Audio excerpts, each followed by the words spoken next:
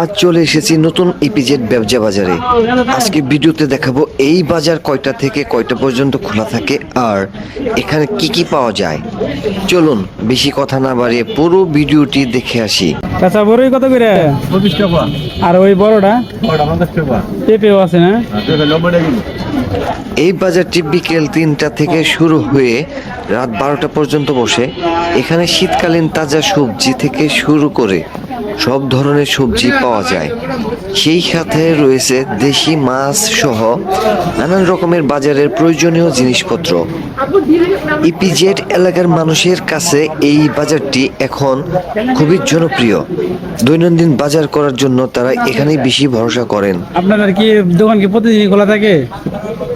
মানে সপ্তাহে কোনো বন্ধ নাই? সব দিনে বা প্রতিদিনে মাছ পাওয়া যায়? মাছ আনেন কোন জায়গা থেকে? বাইবেল থেকে? আচ্ছা ঠিক আছে, সব টাটকা মাছ দেখতে পাচ্ছেন।